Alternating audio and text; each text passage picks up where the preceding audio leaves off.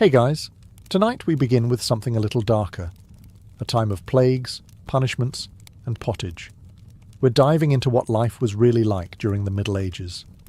Forget the castles and chivalry Hollywood sold you. The truth? You probably wouldn't last a single day. So before you get comfortable, take a moment to like the video and subscribe, but only if you genuinely enjoy what I do here. And let me know in the comments where you're tuning in from and what time it is for you. It's always fascinating to see who's joining us from around the world. Now, dim the lights, maybe turn on a fan for that soft background hum, and let's ease into tonight's journey together. Congratulations, you've just woken up in the year 1325. The good news? You're alive. The bad news? So are the fleas. Your bed is a half-rotted straw mattress stuffed with bugs and hay that smells like a barn floor, because it was a barn floor 3 months ago. There's no memory foam, no pillows, and definitely no Egyptian cotton sheets. Just a wool blanket that hasn't been washed since last winter, and now weighs roughly as much as a small cow from the accumulated grime. You blink awake as the church bell clangs in the distance. It's the medieval version of an alarm clock, only louder and somehow even less merciful. Your home is a wooden hut with one room, no windows, and a charming open-concept floor plan where your family, livestock and domestic insects all share the same space. The smell? Oh, it's a fragrant symphony. A subtle blend of stale beer, human sweat, goat, and something you pray isn't mould, but know in your soul probably is.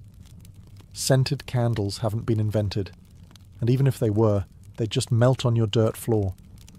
You try to stretch, but immediately regret it, because the air is freezing and your joints ache. You're 22 years old, which in medieval terms is roughly middle-aged. Your spine creaks like an old wooden door, and your knees sound like a bag of rocks being shaken by a confused peasant. Getting out of bed is a gamble. The floor is either wet from last night's rain, which leaks through the thatched roof, or crusty from something your neighbour's chicken did. Either way, your bare feet are now part of the ecosystem. Oh, and privacy. What's that? Your entire family, and maybe a random cousin who just never left, are waking up beside you. There's no bedroom, no curtains, no me time. Just communal everything. Welcome to morning in medieval Europe, where you're never truly alone, because parasites, rodents, and 8 other people are always with you. And this is just how your day starts. It only gets worse from here. So, you've managed to crawl out of your medieval haystack of horrors. Congrats. Now nature calls. And it's not calling politely. It's screaming. Here's the part where you start missing the modern bathroom. There's no toilet, no seat, no toilet paper, no flush, not even a mildly resentful plunger in the corner. In the 14th century, relieving yourself is an adventure, a social experiment, and often a small public event. If you're a peasant, your bathroom is likely a wooden bucket behind the house, which is already full because Uncle Wolfstan had a rough night after eating bad turnips. The smell is biblical. You hold your breath, do your business, and then, here's the kicker, toss it into the street. Yes, the street. You're supposed to shout something like "Gardez-lou" before dumping it out the window. That's Old French for "watch out below," although frankly no one ever moves fast enough. Streets in medieval towns are open sewers, a charming river of human waste, animal droppings and mystery liquids you'd rather not examine. If you're lucky enough to live in a town with public latrines, congratulations. You get to sit shoulder to shoulder with strangers in an outhouse where privacy is a myth and ventilation is a cruel joke. You might make small talk, but try not to breathe too deeply. Toilet paper? Never heard of it.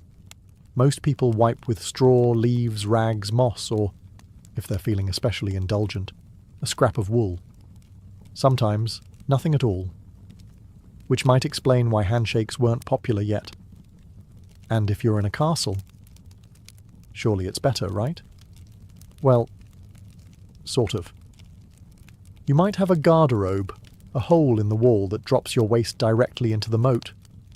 Great idea. Except that your enemies know this, and yes, attackers sometimes climbed in through the waist chute, Talk about entering through the back door. So whether you're a farmer or a baron, medieval toileting is a humiliation ritual. It's cold, it's public, it's dangerous, and it's never not disgusting.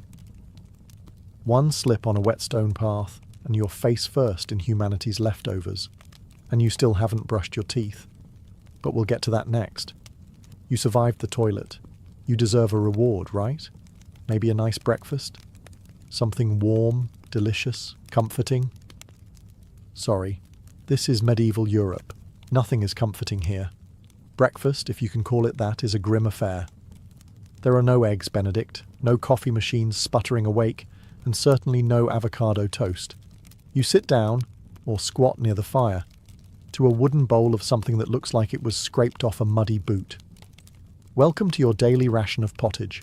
Pottage is a thick, gloopy stew made of whatever you can find. Grains, root vegetables, maybe a few beans if you're lucky. It's been simmering in the same pot for days, sometimes weeks, and new ingredients are just dumped on top of the old ones. It's less of a recipe and more of an ongoing edible experiment. On the side, a hunk of bread so hard it could deflect arrows. It's made from coarse rye or barley flour, often bulked up with sawdust, ground up acorns or other creative ingredients, because wheat is a rich man's fantasy. This loaf is not your friend. You don't slice it, you negotiate with it. What about drinks? You're not sipping orange juice or an oat milk latte. You're drinking beer. Yes, beer. At 6 a.m. Why? Because the water is teeming with parasites and filth.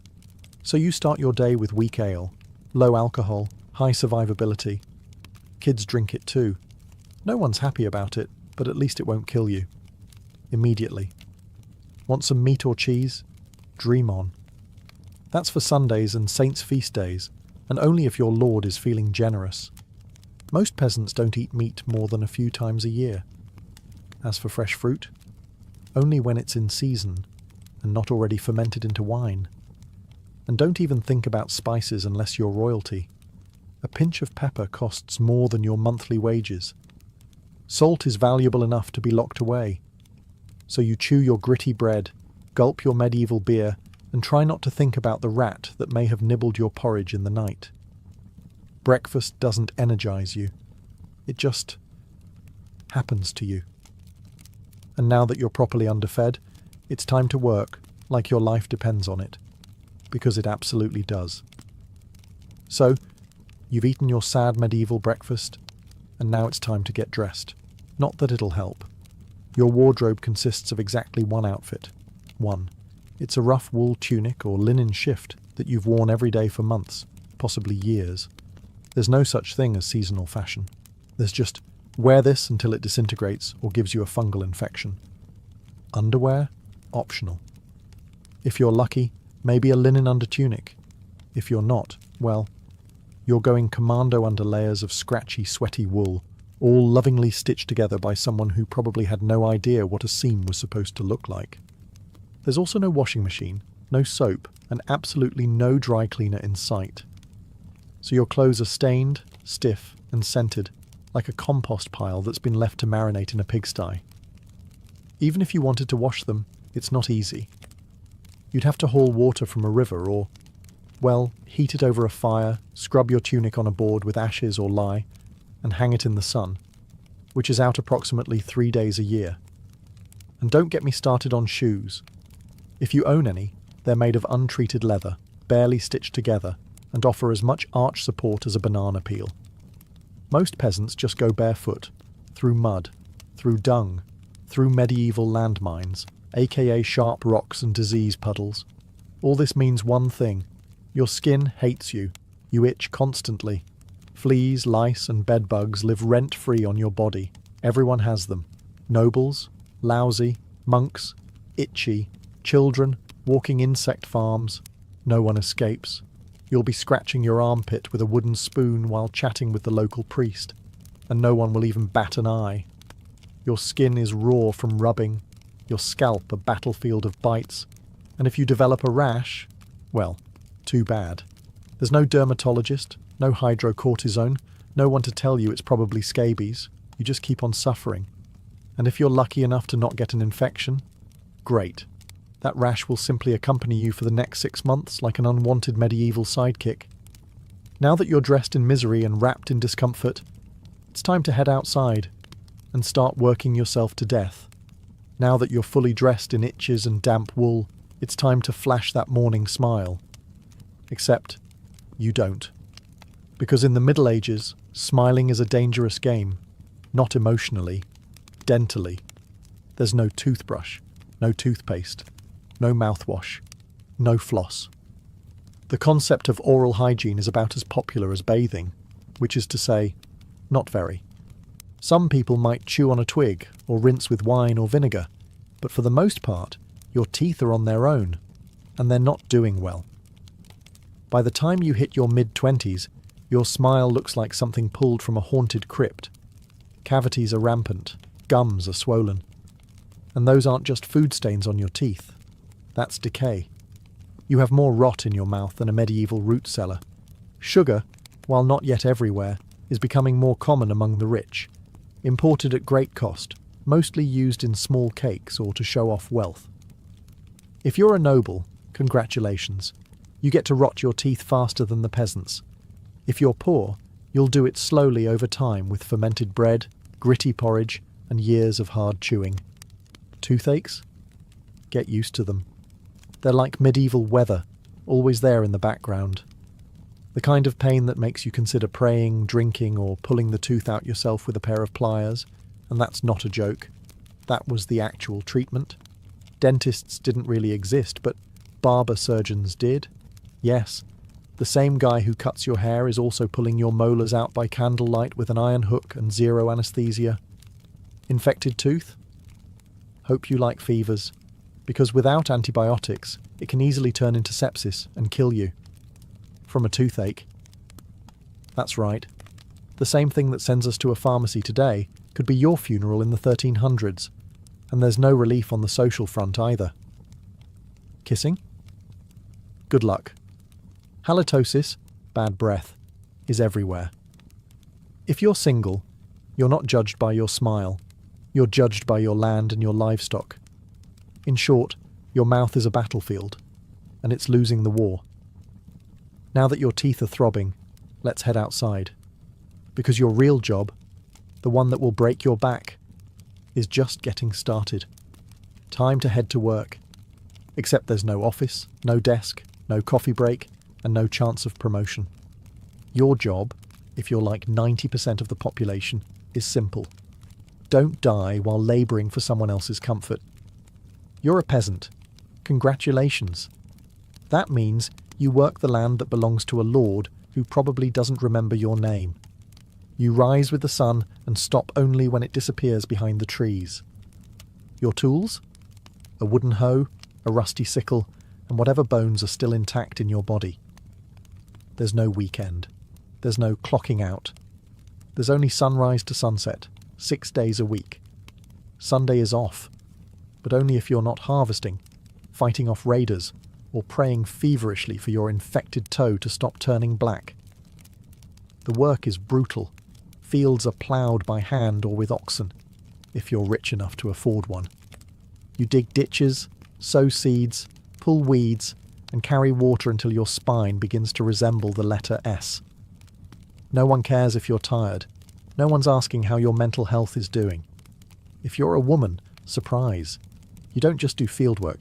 You also care for children, clean, cook, spin wool, feed animals, and pretend your husband's lice infestation isn't slowly migrating to your side of the bed. Children? They start helping out around age 5.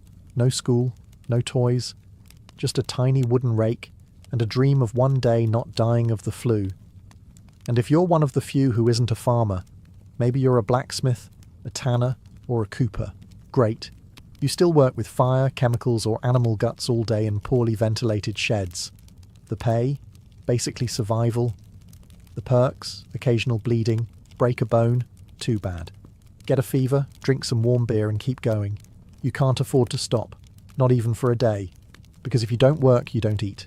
And if you don't eat, well, medieval Europe has a solution for that. It's called being replaced. So you grip your shovel, ignore the blisters, and keep digging. Because in the Middle Ages, your job isn't a career, it's a slow-motion endurance test. Now that your back is on fire from labouring in the fields, let's talk about the weather. Because in the Middle Ages, temperature is less about seasons and more about ongoing punishment from the sky. Let's start with winter. There's no insulation, no central heating, and no weatherproofing. Just wooden walls with gaps you could throw a chicken through. Your windows? Covered with cloth, not glass. The fire in the hearth? Nice in theory, but you don't have enough firewood to keep it going because wood is expensive, and gathering it from the forest is sometimes illegal. Yes, you can be executed for picking up the wrong stick from the wrong forest. You bundle up in your one damp wool tunic, huddle near the dying embers, and still wake up with your nose frozen. Your feet? Permanently cold, often damp. Your fingers? So stiff they feel like tiny medieval popsicles. Frostbite isn't diagnosed, it's just called bad luck. Now fast forward to summer. Sounds better, right? Wrong. In summer, your home turns into a clay oven. There's no fan, no cross breeze, and absolutely no deodorant. You sweat through your layers, but you can't remove them, because showing too much skin is scandalous. And also invites sunburn, insect bites, and social judgment. The flies are out in full force, attracted to your unwashed body, and the smell of last week's goat stew that's still fermenting in the corner. Mosquitoes buzz by your ear while you sleep, assuming you can sleep through the sound of your neighbours yelling and babies crying. In the fields, the sun bakes you. No sunblock, no hat, unless you've fashioned one out of straw like a desperate scarecrow. And the worst part, you still have to work. Heatstroke is just called taking a bad turn, so you're either shivering in your own hovel, wondering if your toes will make it to spring, or you're sweating through your only pair of socks while your thighs chafe into oblivion. And the one thing that never changes, no matter the season, your clothes still itch, your food is still terrible, and your next job, still waiting. Welcome to climate control, medieval style. There is none. Feeling thirsty? Need to freshen up? Want to splash a little water on your face to wake up from this damp fever dream of a life? Too bad. In medieval times, water isn't your friend. It's trying to murder you quietly. Let's start with drinking. The nearby stream looks fresh, bubbling and clear, like something out of a fantasy movie. But spoiler alert, it's not. Upstream, someone just dumped a chamber pot into it. And if not that, then a dead pig is probably decomposing in it. Parasites, bacteria, and the entire microbial army of medieval Europe are waiting in every sip. That's why people drank beer. Yes, beer, even children. But before you imagine medieval kids doing keg stands, understand that it was small beer, weak in alcohol, strong in survival. Brewing boiled the water, so it was safer than whatever flowed through the town ditch. Wine was another option. If you were rich enough to afford it, and unconcerned with functioning properly before noon. What about bathing? Surely water was used for cleaning. In theory, yes. In practice, absolutely not. See, back then, people believed bathing actually opened your pores and let the disease in. That's right. Washing yourself was considered medically risky. You were cleaner, apparently, if you never removed the protective layer of filth caked onto your skin. Communal bathhouses did exist, but they quickly gained reputations as places for gossip, scandal, and sometimes full-on medieval extracurriculars. So naturally, the church got involved and shut many down. Even if you did want to bathe, it was a full production. You'd need to fetch water from the well, boil it over a fire, fill a wooden tub that leaked, and then pray no one else in the house used it before you. Or worse, after. And rainwater? Collected in open barrels where birds poop, insects breed and moss thrives. Sounds refreshing, doesn't it? So whether it's going in your mouth, on your body, or onto your crops, water in the Middle Ages is less of a life source and more of a gamble. One wrong gulp, and you're spending your final days sweating in a straw bed, clutching your stomach, and contemplating all your life choices. Next time you sip tap water, raise a glass for our ancestors. They didn't have the luxury of hydration without hazard, so you drank the water, or maybe you didn't. Maybe you just stubbed your toe on a rock shaped like disappointment. Either way, you're sick. You need help. You need a doctor. Too bad you live in the Middle Ages where medicine is really just polite torture with a theology degree. Let's start with the diagnosis. Everything wrong with you, whether it's a cough, rash, broken bone, or the creeping plague, is caused by your humours being out of balance. The 4 humours were blood, phlegm, yellow bile, and black bile. According to medieval science, your health depends on keeping them balanced, like some sort of internal soup. Got a fever? Too much blood. The answer? Bloodletting. That's right. Let's drain your life force into a bowl using a dull blade or a hungry leech. And yes, barbers were often the ones doing it. Imagine getting a haircut and a hemoglobin extraction in one sitting. 2 for 1, baby. Feeling sad or anxious? That's clearly an excess of black bile. The cure? Laxatives. Maybe a warm herbal purge. Or just prayers and a cold compress while everyone avoids eye contact with you and starts carving your coffin. Now, if you break a bone or get a nasty wound, you're in real trouble. There's no anesthesia, unless you count passing out from pain. Surgery is done with knives that haven't been cleaned since the Crusades. Tools are heated over fire not for sterilization, but because they just look scarier that way. Antibiotics? Centuries away. Germ theory? Not invented yet. They think disease comes from bad air or God being annoyed with your moral failings. Got a stomachache? Must have been your sinful thoughts. Hope you like confessing while vomiting. If your condition gets worse, you'll be treated with more leeches, possibly some crushed beetles, and a priest at your bedside giving last rites just in case. At this point, they're preparing for the cure known as death. And if, by some miracle, you recover, everyone just assumes God took pity on you. The doctor takes full credit and the leech gets promoted. So yes, in the Middle Ages, medicine is less about healing and more about surviving the cure. After a long day of labour, lice, and leeches, it's finally time to eat. You shuffle back to your hovel, stomach growling, ready for the one joy left in life, a warm meal. Bad news. Your meal is probably trying to kill you. Let's begin with the basics. Food preservation doesn't really exist. There's no fridge, no freezer, just salt, smoke, or the hope that winter air keeps things fresh. Your meat, if you're lucky enough to have any, has been hanging for days, covered in flies, marinated in questionable brine, and possibly shared with a rat or 2. Bread is the cornerstone of the medieval diet, but even that isn't safe. In bad harvest years, desperate peasants bulk it up with bark, sawdust, or even clay to make it stretch. And if it's rye season, there's a bonus. Ergot, a fungus that causes convulsions, hallucinations, and sometimes death. It's like eating bread laced with LSD and tetanus. Vegetables? Only if they're in season. And you know what's always in season? Turnips. So, many. Turnips. Boiled, mashed, or floating in pottage, which, if you remember from Chapter 3, is basically a hot swamp of mystery ingredients that's been simmering since your great-grandfather's funeral. Fruit might be available in the fall, but it rots quickly, and sugar is rare, expensive, and hoarded by the rich to show off their blackened teeth. Dairy is another gamble. Fresh milk spoils in hours. Butter and cheese fare better, but they're loaded with bacteria. People eat them anyway because, frankly, it's either that or chew your boot leather. And let's talk about seasoning. Spices like pepper, cinnamon or nutmeg? Worth more than gold. For the average peasant, flavour comes from onions, salt, if you're lucky, and pain. Most meals taste like wet burlap sprinkled with sadness. But food isn't just a health hazard. It's a political one.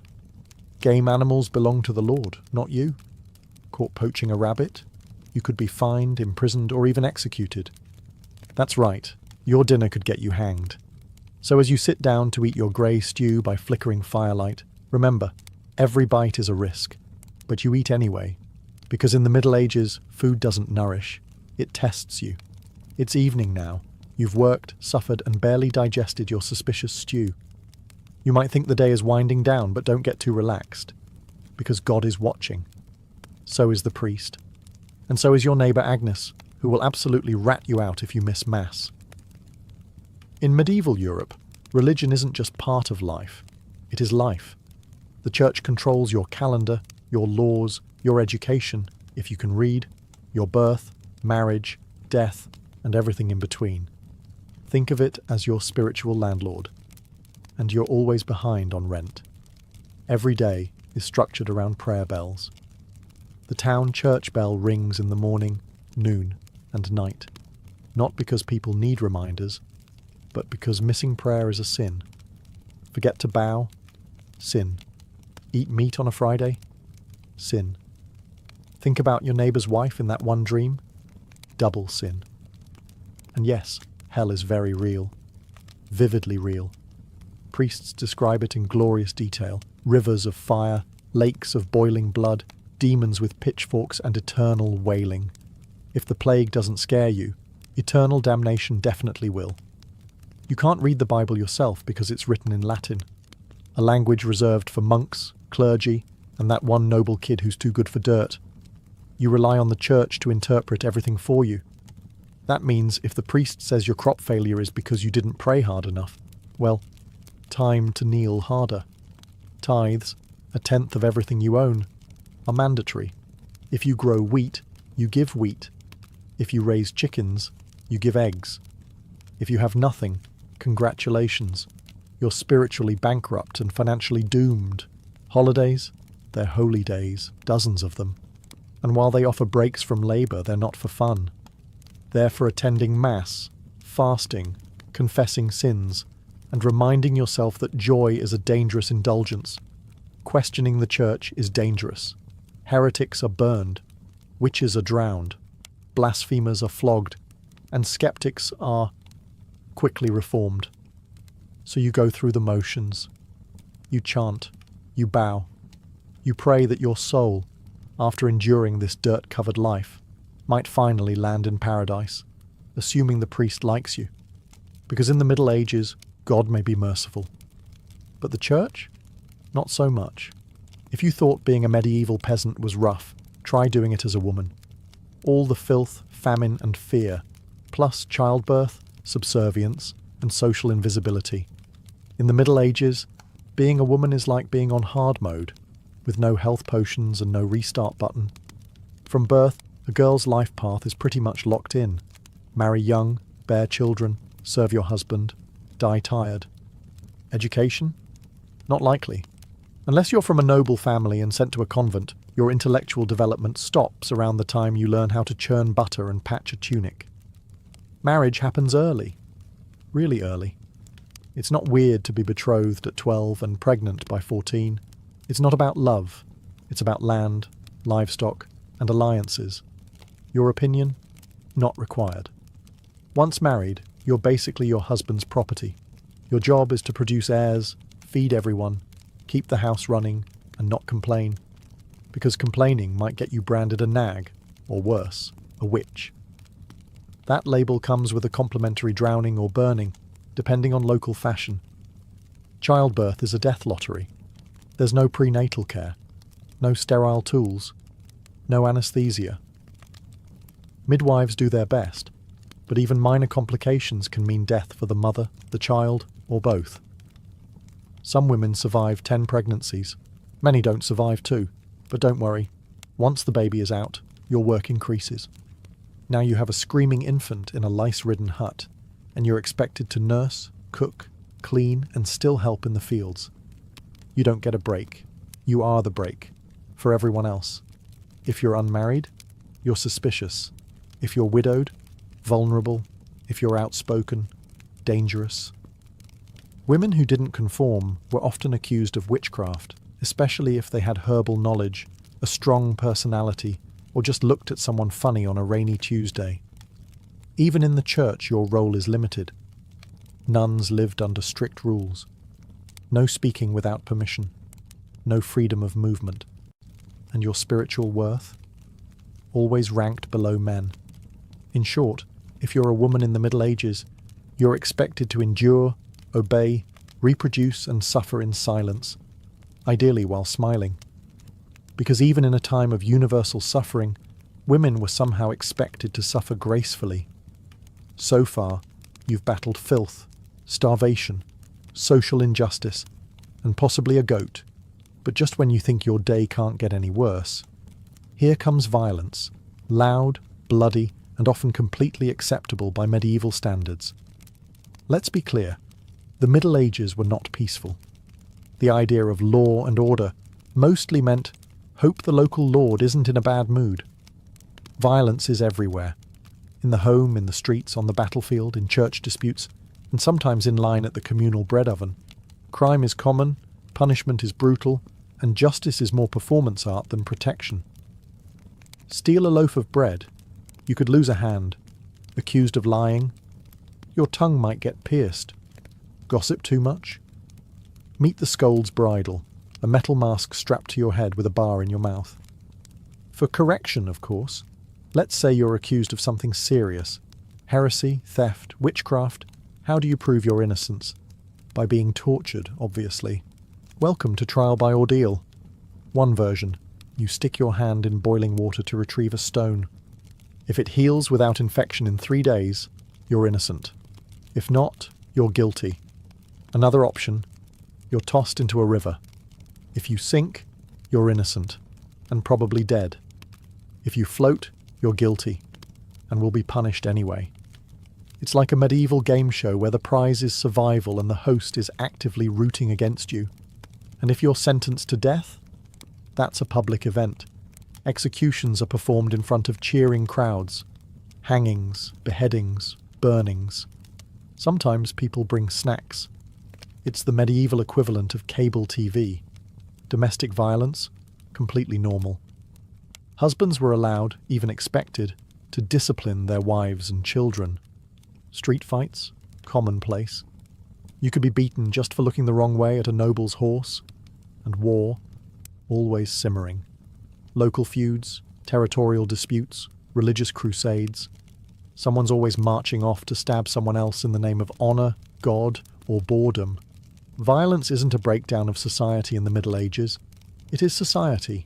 Everyone lives with the constant knowledge that life is fragile, justice is arbitrary, and your neighbour might bash your head in over a pig. So, walk carefully, keep your eyes down, and never trust anyone with a club. At this point, you've made it through the lice, the leeches, the laundryless misery, and the looming threat of public disembowelment. But now comes the final chapter of most medieval lives, an early and unglamorous death. If you're alive and still breathing past the age of 40, you're practically a celebrity. You might even be referred to as the Old One, which is less of a nickname and more of a statistical miracle. Let's break it down. The average life expectancy hovers around 30-40 years, but that number is dragged down heavily by infant mortality. Nearly half of all children died before reaching age 5. Disease, malnutrition, or one bad winter was all it took. No vaccines, no antibiotics, no hope. If you survived childhood, you entered adulthood already exhausted. Work began as soon as you could walk upright, and by 25, your joints creaked like a monastery door. You might be missing several teeth, a finger, and most of your original optimism. Women faced a particularly deadly gauntlet: childbirth. It was one of the leading causes of death for medieval women. No pain relief, no medical intervention, just prayer, hot water, and someone holding your hand while you bled out on a straw-stuffed cot. For men, the dangers were different, but equally relentless. Farming accidents, infections from minor wounds, a neighbour's drunken rage, a crusade gone sideways. Even walking to the market could be risky if you crossed paths with a bored bandit or an angry tax collector. Death could also come quietly, from the plague, which turned cities into cemeteries overnight, or from famine, which could last entire seasons, thinning out entire villages, or from bad luck, like eating spoiled grain and spending your final hours hallucinating and screaming at the walls. And funerals? You were lucky if you got one. Bodies were often buried quickly to avoid disease. No embalming, no polished coffins, just a hole, a few murmured prayers, and a shallow mound of earth, if there was enough space left in the churchyard. So yes, in medieval times, life was brutal, short, and constantly under siege by death in all its casual forms. You didn't retire, you just stopped showing up. And speaking of exits, let's move on to your final chapter. The medieval dream dies. So, how's your day been? You've woken up in filth, relieved yourself into a bucket, brushed your teeth with wishful thinking, nearly passed out from hunger, worked until your spine cried for mercy, scratched your way through itchy wool, prayed to not get plague, and barely dodged a public execution for owning a squirrel. Welcome to a single day in medieval Europe. Still dreaming of becoming a knight? Think again. That romanticised version of the Middle Ages, gallant swordsmen, noble ladies in towers, heroic battles and feasts in candle-lit great halls. It's a myth polished by fairy tales and fantasy books. In truth, the medieval world was gritty, cruel, and deeply unfair. Hierarchy was everything. If you were born poor, you stayed poor. If you were born rich, congratulations. You had a better chance of surviving, but you were still one bad soup away from dysentery and a hasty burial. Even the nobles weren't immune to misery. Castles were drafty stone refrigerators filled with fleas, smoke, and politically motivated marriages. Sure, you had a fur cloak and a goblet of wine, but also a 50% chance of dying in a skirmish or from an infected splinter. Not exactly luxury. The simpler times weren't simple. They were relentless. Everything took longer. Everything hurt more. Everything, from childbirth to chewing, came with consequences. Life was survival, not leisure. And if you did find a quiet moment to think, to dream, to imagine something better, there wasn't much you could do with it. No upward mobility, no modern medicine, no internet to Google, what's this weird rash? You lived, suffered, worked, and died within a 10-mile radius of where you were born. But here's the wildest part. Through all of this, people still laughed, sang songs, told stories, fell in love, and found meaning. Not because life was easy, but because humans are stubborn like that. Even in the darkest chapters, they made space for light. So tonight, when you slip into your clean bed with indoor plumbing, antibiotics, and central heating, maybe say a quiet thank you to the modern world, and to your ancestors who fought rats, famine, and feudalism, so you wouldn't have to. Long before she was Catherine the Great, Empress of all Russia, mistress of reform, and icon of ambition, she was simply Sophie. Born Sophie Friederike Augusta von Anhalt-Zerbst in 1729, she was the daughter of a relatively obscure German princely family. Her tiny duchy in Pomerania offered little in terms of power, but Sophie herself. She had something no title could provide: razor-sharp intelligence, relentless charm, and a quiet, burning hunger for greatness. Her upbringing was strict. Her mother, Johanna, was cold and calculating, not a warm, nurturing figure, but a social climber obsessed with status. Sophie's father, a Prussian officer, was more distant than disciplinary. From a young age, Sophie learned to walk the fine line between obedience and cunning. She read voraciously, spoke multiple languages, and learned how to observe a room before speaking in it, skills that would soon become survival tools in one of Europe's most brutal courts. When the Russian Empress Elizabeth Petrovna began searching for a wife for her heir, Grand Duke Peter, she looked beyond Russia's borders.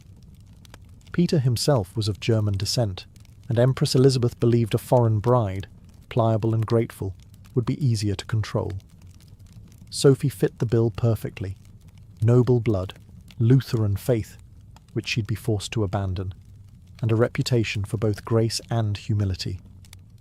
At just 14 years old, Sophie was summoned to Russia. She arrived in the freezing capital of St. Petersburg in 1744, wearing thin German fabrics and a diplomatic smile. Her mother pushed her forward like a chess piece. Sophie, however, had her own game in mind. To become acceptable in Russian society, she converted to Orthodoxy, taking the name Ekaterina Alexeyevna, Catherine. The ceremony was public, symbolic, and life-altering. She wasn't just changing religions. She was burning the bridge behind her, stepping into a foreign empire with no way back. No one watching that quiet teenage girl in a fur-trimmed coat could have predicted what would come next. Betrayal, revolution, enlightenment, and empire. But from the moment Sophie stepped foot in the Russian court, she stopped being a pawn and began planning how to become a queen. Catherine's marriage to Grand Duke Peter was meant to secure her place in Russian royalty, but from the very beginning, it felt more like a cage than a crown. Peter, heir to the Russian throne, was not the dashing prince of fairy tales. Awkward, immature, and obsessed with toy soldiers, he was far more interested in playing war games in his chambers than governing an empire, or showing affection to his new wife. Some accounts even suggest he refused to consummate the marriage for years. He idolized Frederick the Great of Prussia and resented the Russian court that had adopted him. In contrast, Catherine embraced Russia with a fierce determination. She learned the language, studied its history, and memorized Orthodox rituals. She wanted to belong. Peter wanted to escape. This mismatch wasn't just emotional, it was political.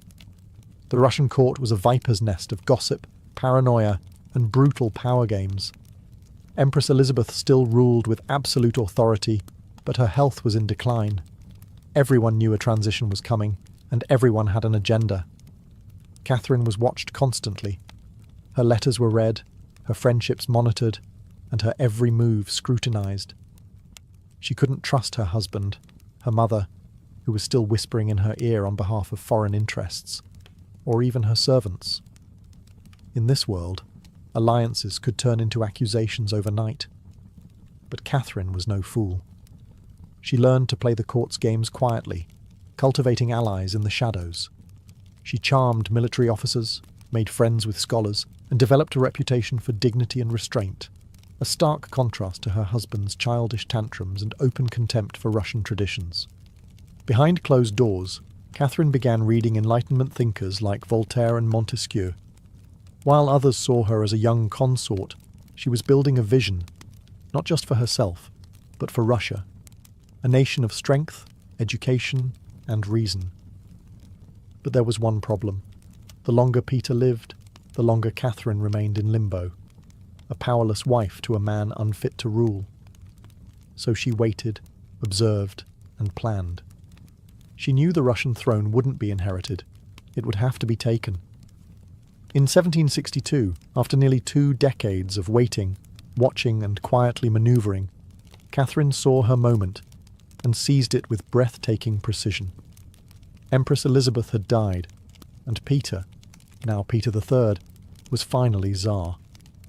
But his reign began unravelling almost immediately. In just a few short months, Peter alienated the church, offended the nobility, insulted the army, and lavished praise on Prussia, Russia's longtime enemy.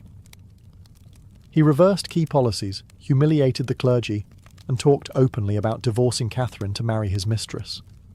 The court, already wary of his erratic behaviour, turned cold. The army, filled with generals loyal to Catherine, grumbled in corridors. Even ordinary Russians, devout and patriotic, saw Peter as a foreign puppet who mocked their traditions. Catherine, watching all of this unfold, made her move.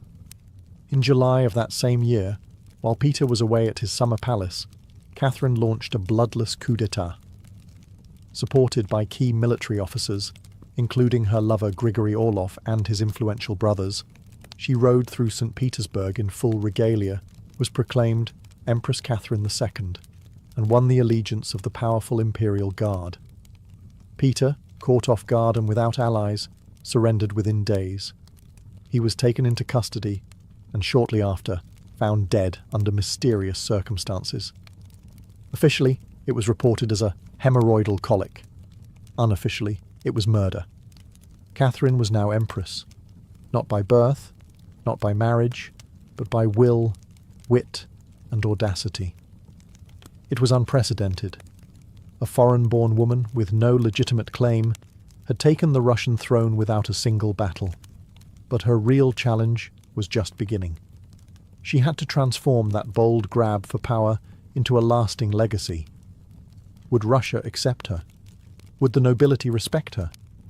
Could she hold the empire together without falling victim to the same fate as her husband?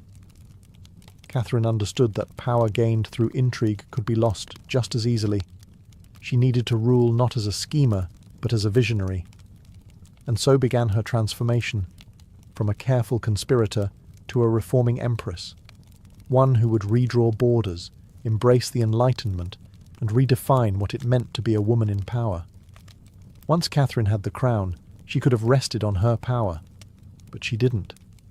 She had something bigger in mind than simply sitting on a throne. She wanted to transform Russia, and not just militarily or politically, but intellectually. While Peter had worshipped Frederick the Great and toy soldiers, Catherine idolized Voltaire, Diderot, and the bold thinkers of the Enlightenment.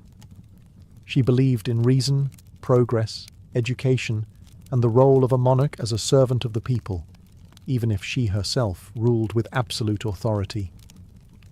Catherine didn't just read Enlightenment philosophy, she lived it. She corresponded directly with Voltaire for over 15 years, flattering him while defending her autocracy. She invited Diderot to her court and even purchased his entire library to support him financially.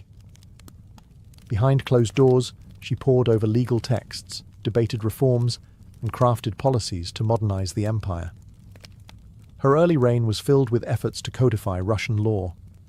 She formed the Legislative Commission in 1767, an ambitious project intended to rewrite the entire legal code of Russia. Catherine's own nakaz, or instruction, was a political manifesto in disguise, one that spoke of equality before the law, the dangers of torture, and the responsibility of rulers to serve the common good. For an empress in 18th century Russia, it was radical. But Enlightenment ideals had to survive the realities of Russia, a vast, feudal, deeply conservative land, ruled by nobles who liked their serfs exactly where they were, beneath them. Catherine knew this. While she advocated reform, she moved carefully. She abolished some forms of torture, expanded access to secular education, and built schools and libraries. But she also reaffirmed the nobility's control over their serfs to keep them loyal. This was Catherine's balancing act, a philosopher queen in public, a practical empress in private. She walked a tightrope between ideology and survival, between the shining salons of Paris and the gritty politics of Moscow. Her vision for Russia was bold, but always calculated. In many ways, Catherine wasn't trying to make Russia European. She was trying to make Russia modern, on her terms. And that meant reform, yes, but with an iron hand in a velvet glove. Catherine wasn't content with reforming Russia from within. She wanted to expand it outward, to make it an empire worthy of fear, admiration, and envy. Where Peter the Great had opened a window to the west, Catherine aimed to knock down the walls. Under her leadership, Russia's borders stretched wider than ever before. She waged wars not just to defend her crown, but to reshape the map of Europe. One of her most significant campaigns was against the Ottoman Empire. These wars, fought in waves throughout the 1760s and 1770s, weren't just about territory. They were about influence. Catherine saw herself as the liberator of Orthodox Christians living under Muslim rule and as the rightful protector of Eastern Europe. Under generals like Alexander Suvorov and Grigory Potemkin, Russia captured key regions including Crimea, the northern coast of the Black Sea, and access to warm water ports, something Russian Tsars had coveted for generations. These victories weren't just military, they were symbolic. With each conquest, Catherine sent a message. Russia was no longer the distant, backward cousin of Europe. It was a continental force. She also turned her gaze westward. In a series of deals and diplomatic maneuvers, Catherine participated in the partitions of Poland, carving up the struggling Polish-Lithuanian Commonwealth along with Austria and Prussia. By the end of the Third Partition in 1795, Poland was erased from the map, and Russia claimed vast new lands and millions of new subjects. But Catherine didn't just conquer with armies. She also colonized with ideas. New cities were built. Trade routes were expanded. German settlers were invited to cultivate Russian farmland. The empire became a mosaic, from the icy Baltic to the sun-drenched shores of the Black Sea. And through it all, Catherine remained the central force, reading reports, issuing orders, and personally overseeing the shape of her expanding empire. Critics would accuse her of being power-hungry, even imperialistic. But to Catherine, expansion wasn't ambition, it was destiny. A great ruler, she believed, was measured not just by ideas but by borders. She didn't just want to rule Russia. She wanted to remake it as a civilized empire, feared by its enemies, respected by its peers, and loyal to her alone. For all her brilliance and power, Catherine the Great was just as famous for what went on behind palace doors. And no, not all of it was whispered in libraries. Catherine's private life became one of the most talked about aspects of her reign. She had lovers, not just one or two, but a carefully curated parade of them, many decades younger, often handsome, and sometimes politically influential. She didn't hide them. In fact, she often rewarded them with titles, estates, and pensions, if they behaved well. If not, they were quietly dismissed, sometimes with a polite thank you and a promotion. Among the most important of these lovers was Grigory Potemkin, a man as brilliant as he was bold. Their relationship blurred the lines between romance, politics, and partnership. Some historians believe they may have even married in secret. Together, they shaped military campaigns, colonization projects, and the transformation of southern Russia. Potemkin wasn't just a lover, he was her co-ruler in many ways. Still, Europe couldn't look past the scandal. Gossip swirled. Satirical pamphlets painted her as lustful, insatiable, even unhinged.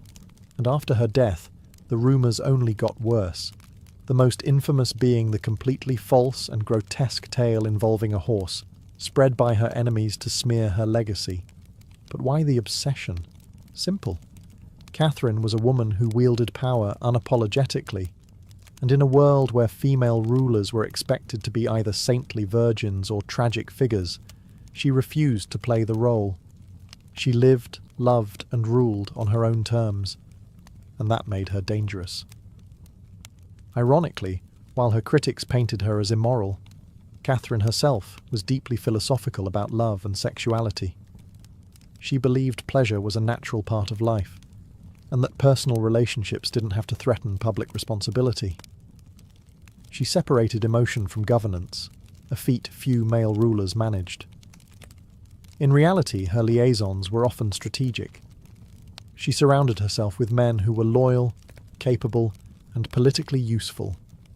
And when they ceased to be, she let them go, usually with a smile and a generous retirement.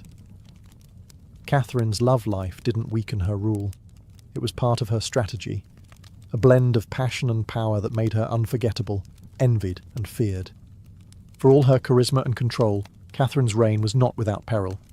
And in 1773, that peril came in the form of a bearded Cossack named Yemelyan Pugachev. He was no ordinary rebel. Pugachev claimed to be none other than Peter III, Catherine's dead husband. According to him, he had survived the coup and now returned to reclaim the throne from the German usurper. It was absurd. Peter was long gone. But to Russia's oppressed and exhausted lower classes, the claim didn't need to be true. It just needed to offer hope. Pugachev promised liberation, an end to serfdom, lower taxes, and land for the common people. His words lit a fire across the Volga River region, especially among Cossacks, peasants, and old believers.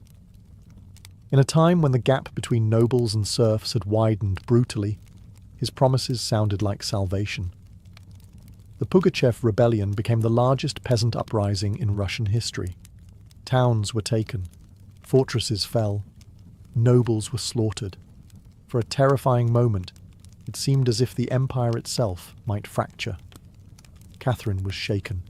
This wasn't a foreign war she could win with cavalry and treaties. This was a revolt from within. Her own people, rising against the system she ruled. But Catherine didn't panic. She acted. She dispatched professional military forces to crush the rebellion, ruthlessly. Pugachev's forces were defeated in 1774. He was captured, displayed in an iron cage, and eventually beheaded in Moscow, a public warning to all who dared follow. Afterward, Catherine doubled down on order and control. Her dreams of liberating the serfs quietly faded into silence. The rebellion had shown her the limits of enlightenment in a country still shackled by feudalism. She now leaned harder on the nobility, who offered loyalty in exchange for absolute control over their serfs. This was a turning point. The empress who once quoted Voltaire now prioritized stability over philosophy. Reform became cautious, surveillance increased. Rebellion, even whispered, was to be stomped out before it had breath. Pugachev may have lost his head, but he left behind a warning that haunted Catherine, that power built on inequality could only hold so long before the storm came crashing through. By the time Catherine the Great approached the final years of her life, she had ruled Russia for over 3 decades, longer than any female ruler in Russian history. From the moment she seized power, she had defied expectations, reshaped her empire, and redefined what a woman and a monarch could be. Under Catherine's reign, Russia became a true European powerhouse. Its territory expanded by over 200,000 square miles, swallowing Crimea, parts of Poland, and stretches of the Black Sea coast. These weren't just military wins, they were strategic pivots, securing warm water ports and reshaping trade. But her legacy wasn't only drawn on maps. Catherine left a cultural mark as well. She helped found the Hermitage Museum, amassed one of the greatest art collections in Europe, and corresponded with the greatest minds of the Enlightenment. Her court became a centre of sophistication, art, and intellectual ambition. In a country often viewed as backward by Western Europeans, Catherine put Russia firmly on the cultural map. She modernised education, founding schools for girls, and promoted the printing of books. She introduced smallpox inoculation to Russia, even publicly receiving the vaccine herself, an act of scientific bravery in her time. Yet, her reign was also one of contradictions. While she admired Enlightenment ideals, she never freed the serfs. In fact, she extended serfdom deeper into Russia's territories. Her reforms, while impressive, remained mostly top-down, designed to polish the empire without truly transforming its foundations. Still, Catherine's rule brought stability and ambition. She understood that power was not inherited. It was crafted, managed, and constantly defended. She ruled not by divine right, but by force of will, political brilliance, and relentless calculation. She was called many things: a usurper, a tyrant, a reformer, a seductress. But above all, she was effective. When she died in 1796, Russia was wealthier, larger, and more formidable than it had been in centuries. She left behind a throne secure, an empire expanded, and a legend that would endure for centuries. Catherine didn't just reign, she ruled, with intellect, strategy, and an unapologetic grip on history. And in doing so, she became more than an empress. She became a myth. For all her power, expansion, and enduring legacy, Catherine the Great was still, at her core, a woman navigating a man's world and reshaping it in her image. Behind the imperial portraits and state decrees was someone deeply aware of how precarious her position was. She was not born Russian. She came to the throne through a coup. She ruled an empire that didn't want a woman in charge, and yet she not only endured, she thrived. Catherine was never content to be ornamental. She read constantly, wrote endlessly, and never stopped learning. Her daily schedule was intense. Hours of reading reports, corresponding with foreign powers, editing state papers, and managing a court filled with rival factions. She wasn't content to simply sit on the throne. She worked the throne like a stateswoman born to it. She was also, in many ways, lonely. She surrounded herself with courtiers, lovers, and artists, yet wrote in her memoirs of how few people she could truly trust. Her son Paul, whom she distrusted and kept away from state matters, grew into a man she feared would undo all her progress. Her greatest emotional partnership, with Grigory Potemkin, faded into deep friendship, but his death in 1791 left a wound that never truly healed. Catherine crafted her image carefully. She understood the power of narrative, and wielded it better than most monarchs of her age. She posed as Mother of Russia, enlightened monarch, warrior empress, and lover of the arts. But beneath those roles was a woman who had endured rejection, betrayal, scandal, and rebellion, and kept going. When she died in 1796, she left behind an empire transformed, but also questions. Could she have done more to end serfdom? Were her Enlightenment ideals compromised by politics? Was she more reformer or ruler? History remembers her by the title she never gave herself, the Great. It wasn't because she was flawless, or kind, or just. It was because she took power and wielded it on her own terms, in a time and place where women weren't supposed to have any. She didn't just wear the crown, she rewrote what it meant to deserve one. In the humid depths of the Chiapas jungle in southern Mexico, the ruins of Palenque whisper stories from the ancient Maya world. Towering temples rise above the canopy, their limestone faces eroded by time, but still brimming with secrets. And in 1994, one of those secrets revealed itself.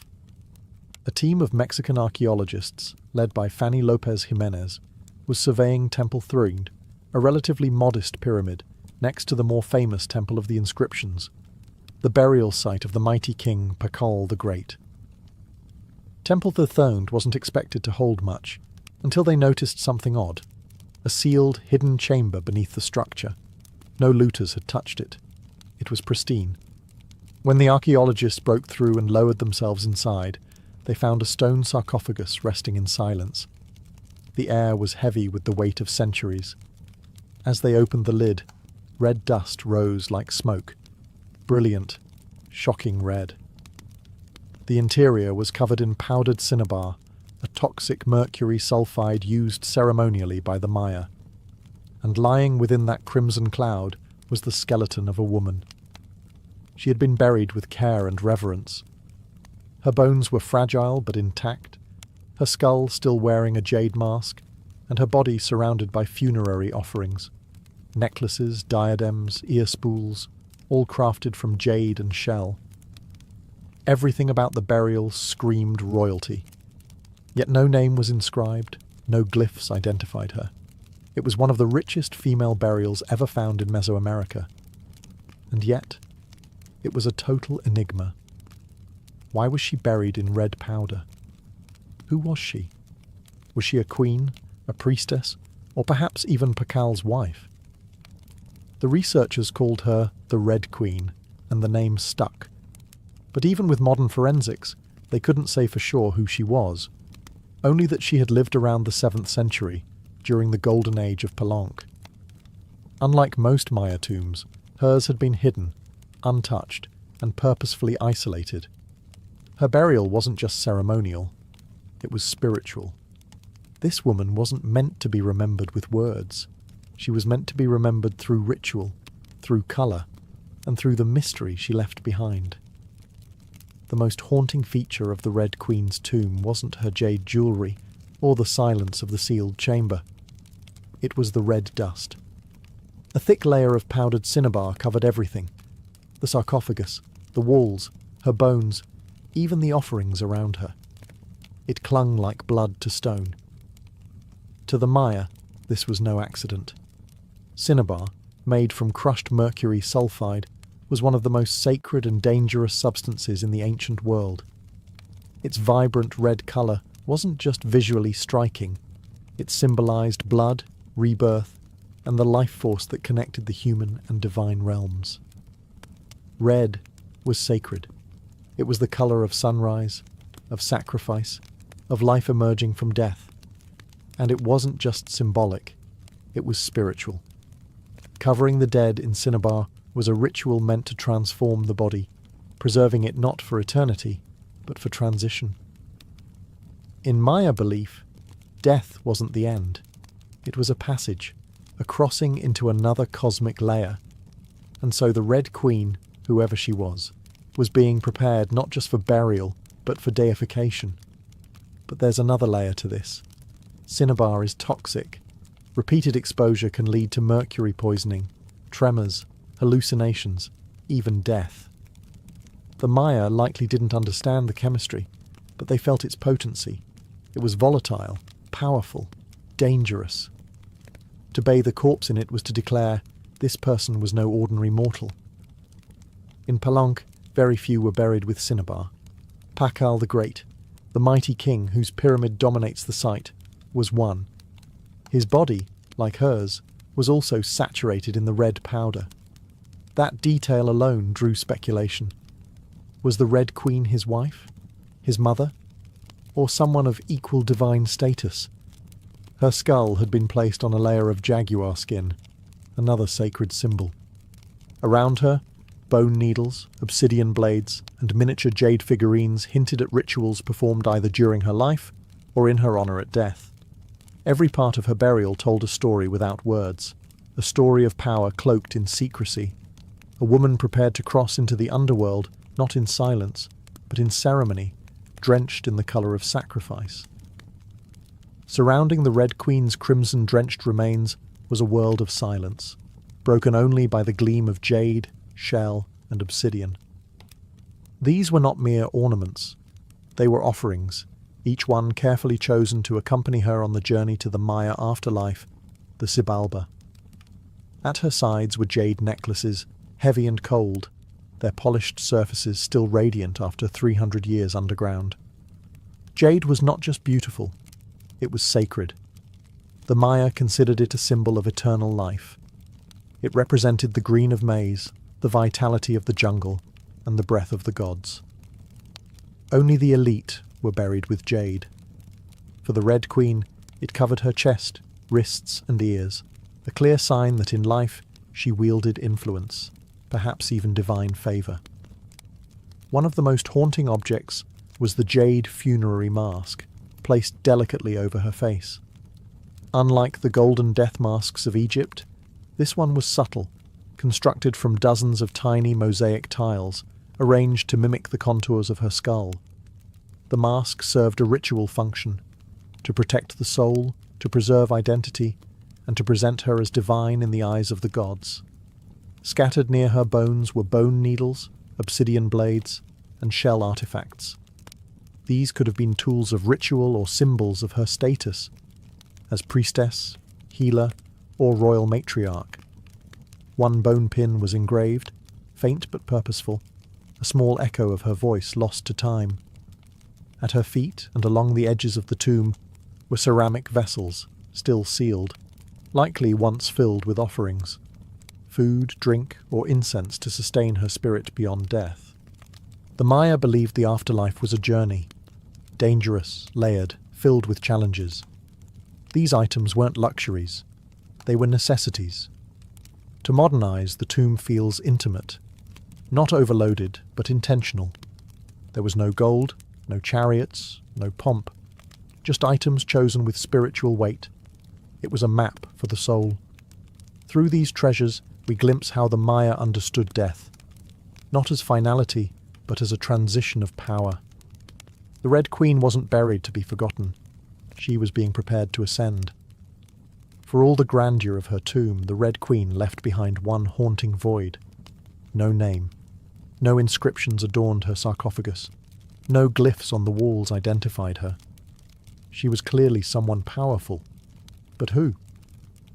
From the moment her tomb was opened, scholars began trying to connect the dots. The most compelling theory?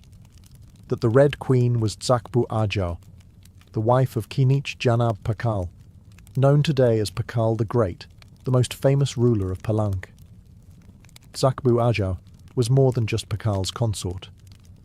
She was born into nobility and married into Palank's royal dynasty at a young age. She bore at least 3 sons, all of whom held high status, and she played a key ceremonial role during her husband's reign. If anyone could be buried with such honor, it was her. Supporting this theory was the tomb's location, just a few feet away from Pakal's own grand burial in Temple of the Inscriptions. The proximity suggests a deliberate pairing, husband and wife, rulers even in death. And then there's the cinnabar. Only 2 burials in Palank were found with such intense cinnabar coverage, Pakal and the Red Queen. It's unlikely this was coincidence. But here's where the mystery deepens. DNA tests were conducted on both sets of remains in hopes of confirming the connection. But the results?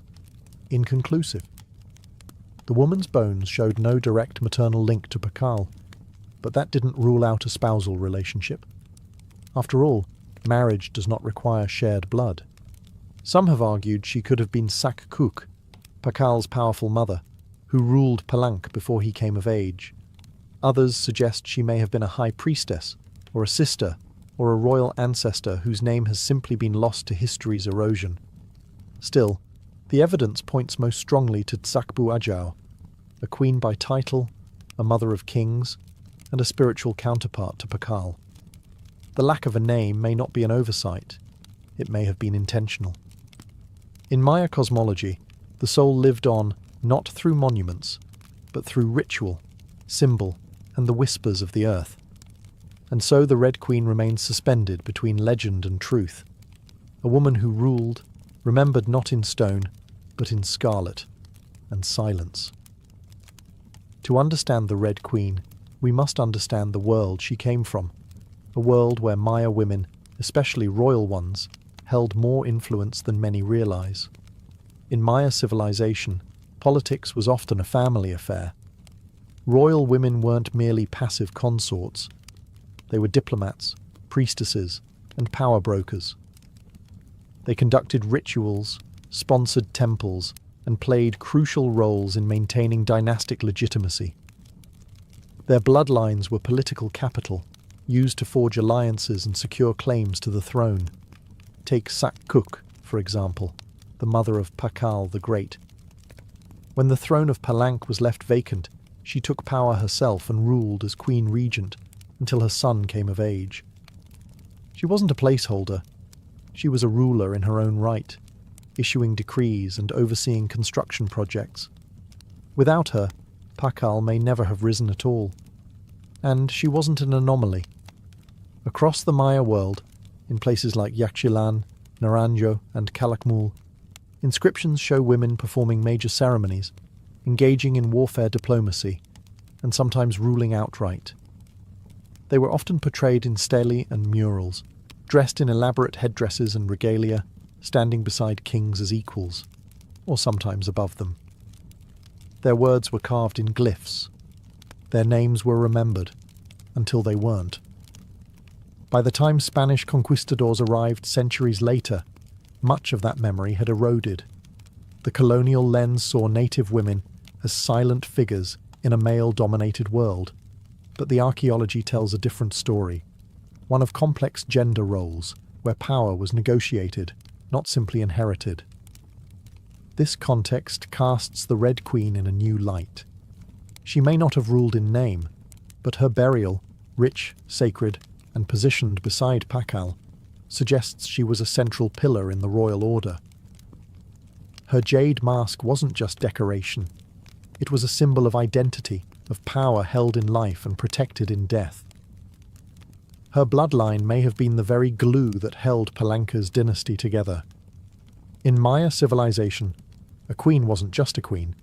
She was a keeper of sacred lineage, a voice in ceremony, and often the bridge between gods and men. The Red Queen may be nameless, but in her world, she was never voiceless. The Red Queen wasn't just buried with treasures. She was buried in architecture rich with purpose, layered with Maya cosmology, ritual symbolism, and intentional design.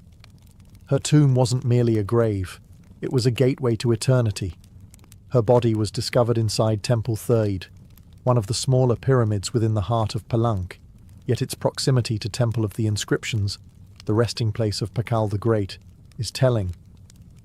These temples weren't built randomly. Their positioning was sacred, guided by astrology, myth, and dynastic legacy. Temple the Thirthiid rises modestly compared to its grand neighbour, but it hides something even more intimate. A sealed crypt, untouched by looters, perfectly preserved. It was constructed deep within the temple's core, accessible only by a steep, narrow staircase. The descent into her tomb feels almost symbolic, a ritual journey downward, into the underworld. The chamber itself is stark, made of cut stone, sealed tightly for over 1,300 years. No glyphs or murals cover the walls, no ornate carvings tell her story. But perhaps that silence is intentional. This was a space not for the living to interpret, but for the dead to transform. At the centre, her sarcophagus sits like an altar. Crafted from limestone, it echoes the grand stone coffin of Pakal next door. While Pakal's lid is famously engraved with scenes of cosmic rebirth, the Red Queen's tomb is more subdued.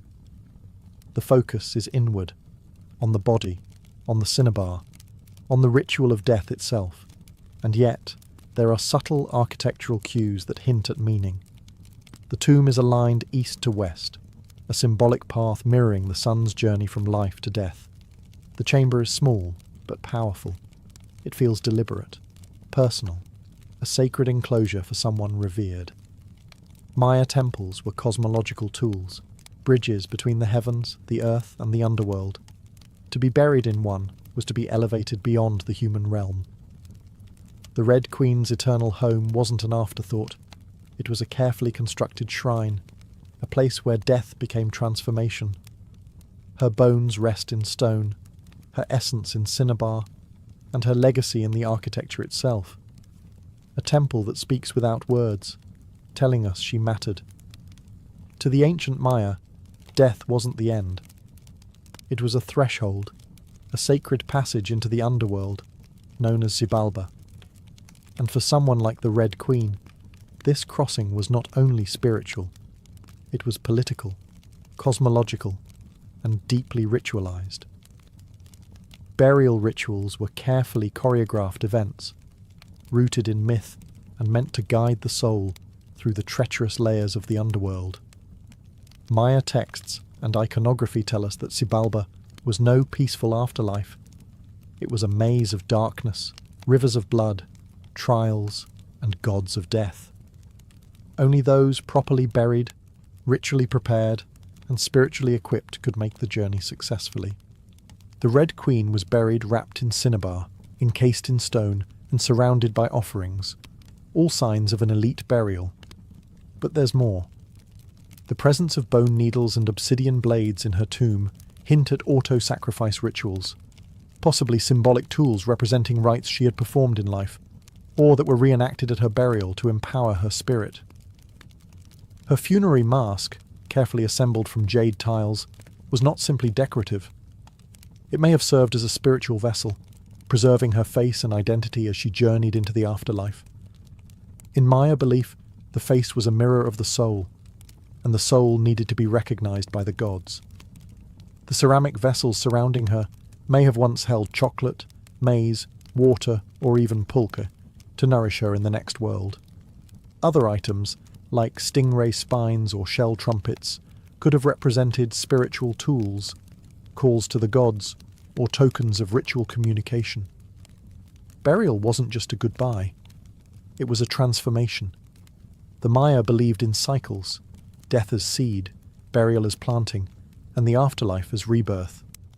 Kings and queens were often seen as earthly incarnations of gods, and in death they returned to those divine origins.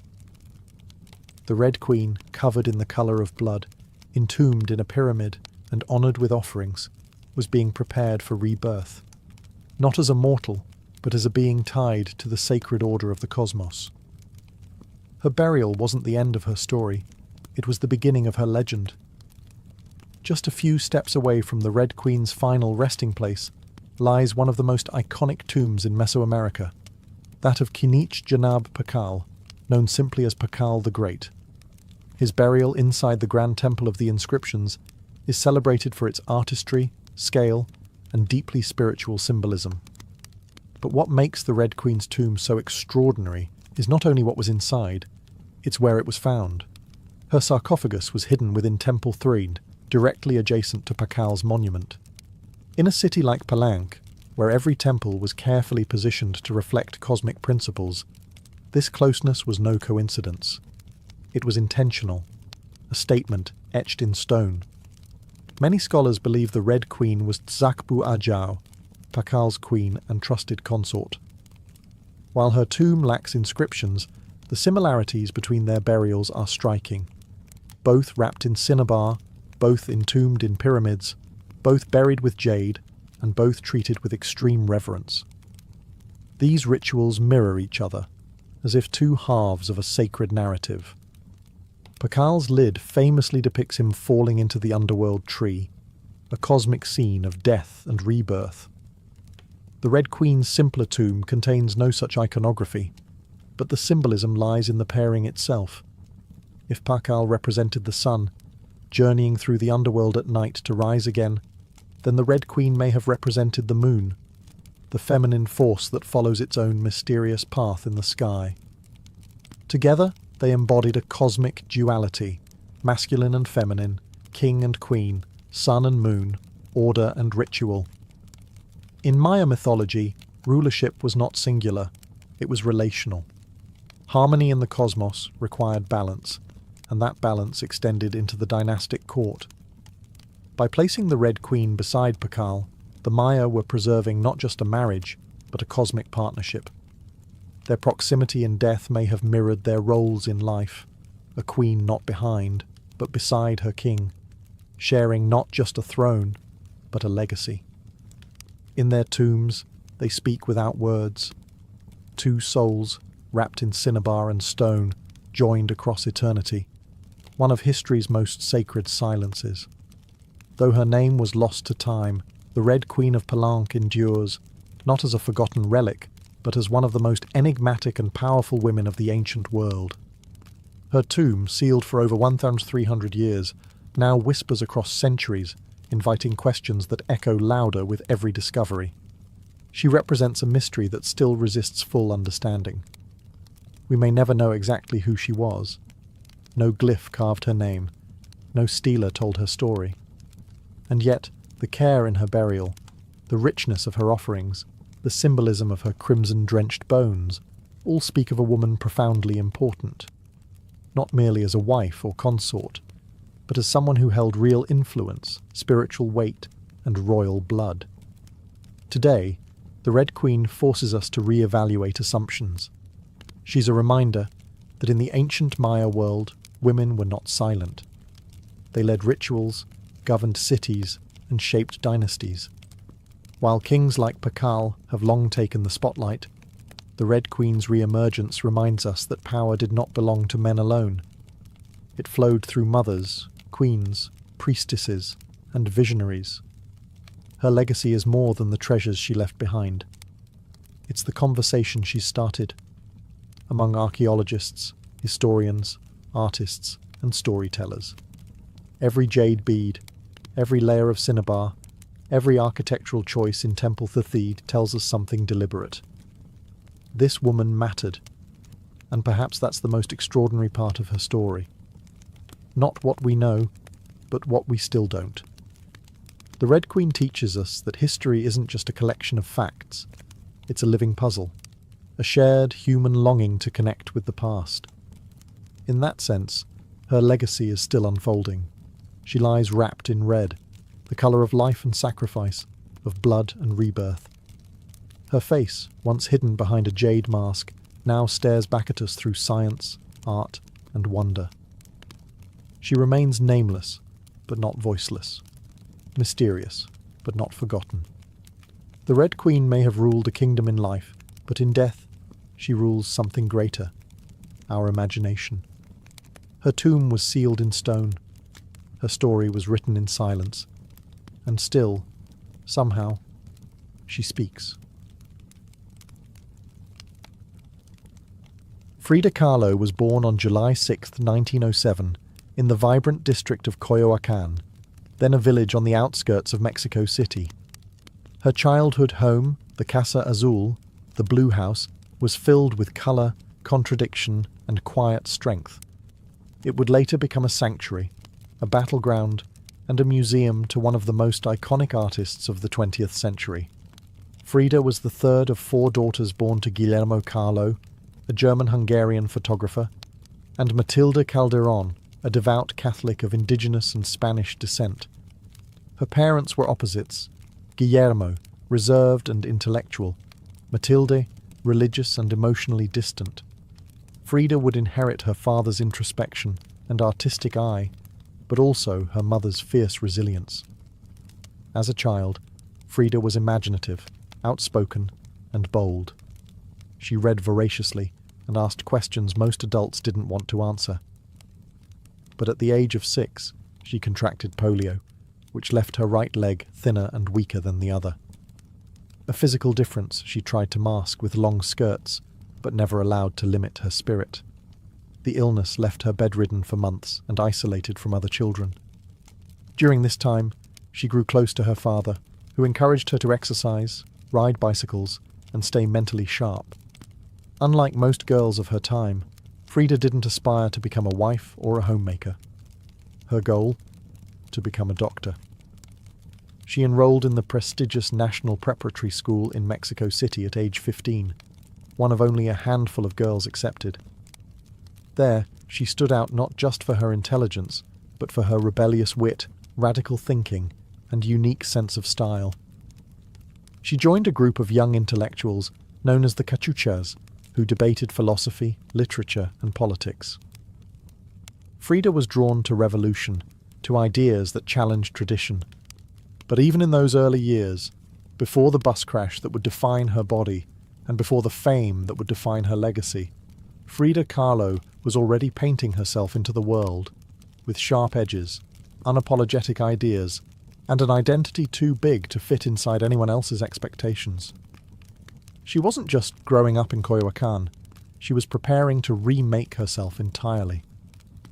On September 17, 1925, Frida Kahlo's life was split in two: the girl she had been and the woman she was forced to become. That afternoon, she boarded a wooden bus with her boyfriend, Alejandro Gomez Arias, after school. They were laughing, teasing each other, and probably arguing. Frida never did anything halfway. But moments later, the bus collided with a streetcar, and in an instant, her future unravelled into pain, metal, and silence. The crash was horrific. The streetcar crushed the bus against a wall, splintering wood and flinging passengers. Frida was impaled by an iron handrail. It entered her left hip and exited through her pelvis. Her spinal column fractured in 3 places. Her right leg shattered, her foot dislocated. Her collarbone and ribs broke. Her shoulder was dislocated. Her abdomen was pierced. She was just 18 years old. A man covered her with a borrowed overcoat. Someone else noticed her body was sparkling, not from blood, but from the gold powder she had been carrying in a pouch. It had exploded on impact, dusting her broken form in what looked like glittering ash. Frida was taken to the Red Cross hospital and underwent numerous surgeries over the following months. She spent weeks in a body cast, flat on her back, immobile, writhing with infection and uncertainty. The future she'd imagined, of becoming a doctor, slipped further away with every passing day. But in that stillness, something began to stir. Her father gave her brushes. Her mother rigged a special easel to hang above her bed. A mirror was placed on the canopy so she could see herself. And there, lying in plaster and agony, Frida began to paint, first out of boredom, then out of obsession. Her first subjects were her own reflection, because she was all she had. But what emerged wasn't vanity. It was survival. The crash had broken her physically, but it had also opened a door into her own mind, her own body, and eventually into the surreal language of pain and identity that would define her art.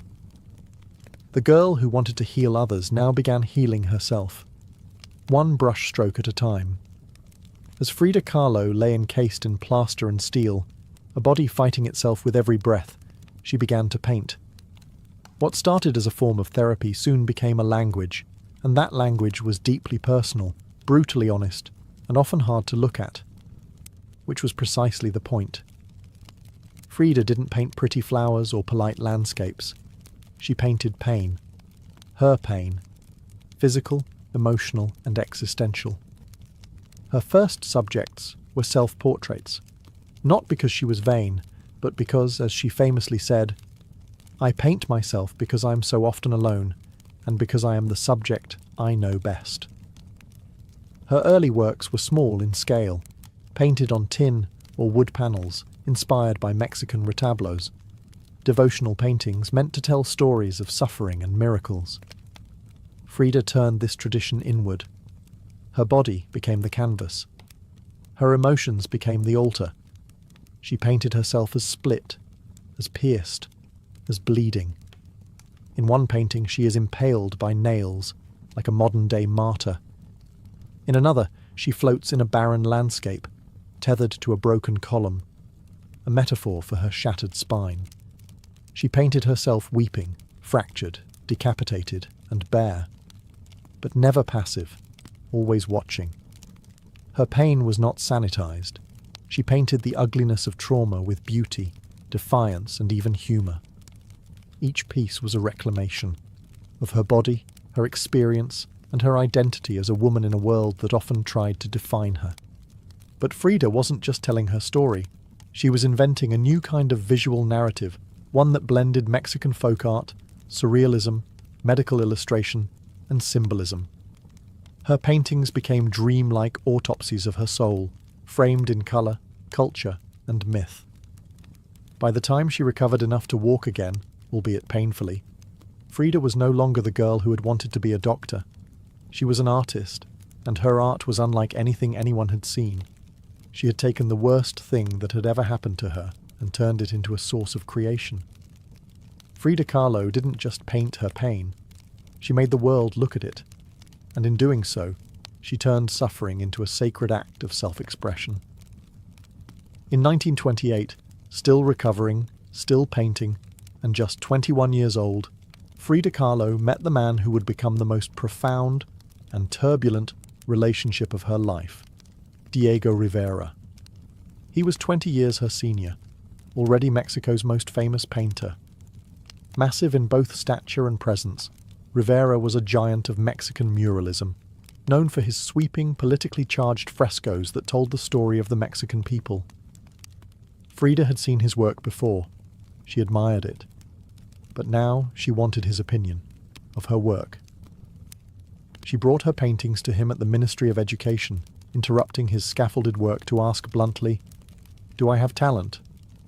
Diego took one look and said yes, and not just out of kindness.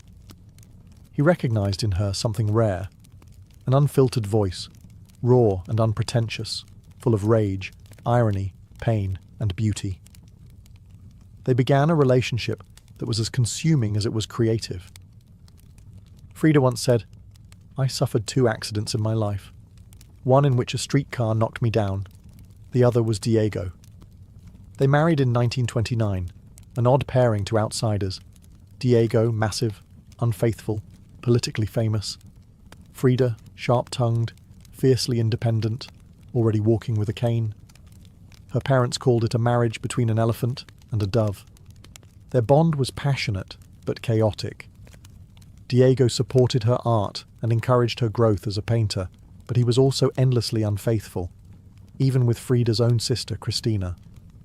Frida was devastated, and in return, she took lovers of her own, both men and women, including rumoured affairs with Leon Trotsky and painter Georgia O'Keeffe. They divorced in 1939, then remarried a year later with different terms.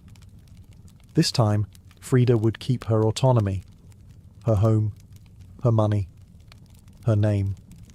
Their second marriage was less about traditional love and more about creative partnership and mutual understanding. Despite the betrayals and the heartbreak, Diego remained a constant force in Frida's life. He challenged her, he wounded her, But he also believed in her, as an artist, as a revolutionary, and as a woman who could redefine what painting could be. Together, they were not peaceful, but they were legendary. In the 1930s, Frida Kahlo followed Diego Rivera on a journey north to San Francisco, Detroit, and New York as he completed high-profile mural commissions. These years abroad brought her face to face with American industrialism, wealth, and the contradictions of capitalism, and they left her with deep political discomfort. Frida was a proud Mexican nationalist, a committed communist, and an admirer of indigenous traditions. The opulence she witnessed in the United States, especially while the Great Depression ravaged much of the country, only deepened her sense of disillusionment.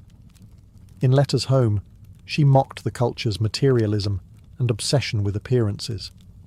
She missed the grit, colour, and contradiction of Mexico. While Diego painted enormous murals on factory walls, Frida began to paint smaller, quieter revolutions, deeply personal works on tin and canvas. Her style solidified, sharp, surreal, emotional, and intimate. It was during this time that she produced some of her most iconic self-portraits. Frida didn't just paint herself for vanity. She painted herself to survive. Her identity became her landscape. With her body constantly in pain, from her accident, multiple surgeries, and a failed pregnancy in Detroit, she turned inward.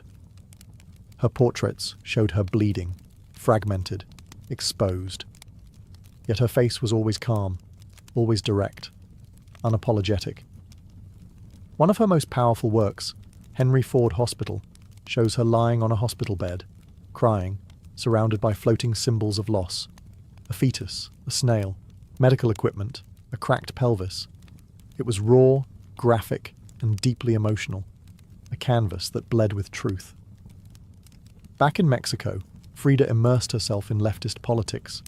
She and Diego welcomed Leon Trotsky into their home while he lived in exile. Frida wore Tijuana dresses, traditional indigenous garments, not just as fashion, but as a political and cultural statement. Her art was never disconnected from her beliefs. Her identity, her body, and her ideology all intertwined in her work.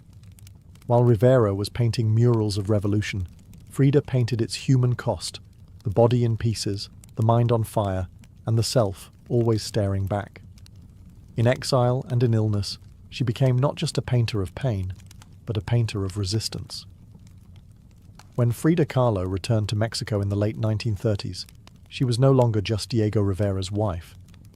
She had become something else entirely. A force, an artist whose work radiated with raw honesty, surreal symbolism, and cultural identity. Back in her homeland, she stepped fully into herself. Her Casa Azul in Coyoacán became a sanctuary of colour and contradiction. Bright cobalt walls, yellow trim, Aztec statues in the garden, monkeys and parrots wandering freely. The house was a living extension of Frida's imagination. It was a blend of tradition and rebellion, elegance and earth. Here, she surrounded herself with pre-Columbian artifacts, ex-votos, folk art, and revolutionary books. She wore bold Tijuana dresses, wove flowers into her hair, and painted amid the scent of copal incense and the sounds of mariachi on the street outside. This period marked an explosion of creativity. Her paintings became more intricate, more symbolic, and more political. Works like the two Fridas revealed a divided self, one in European dress with a bleeding heart, the other in indigenous clothing, strong and composed. It was Frida's visual autobiography, a portrait of love, loss, and heritage. In 1939, she exhibited her work in Paris, where artists like Picasso, Breton, and Kandinsky praised her fiercely original style. But even among the surrealists, Frida stood apart. When André Breton tried to label her as one of their own, she pushed back. "They thought I was a surrealist," she said. "But I wasn't. I never painted dreams. I painted my own reality." She painted Mexico, not the romantic postcard version, but the living, breathing country she adored. Her work pulsed with symbolism, skeletons, hummingbirds, hearts, thorns, corn, and blood.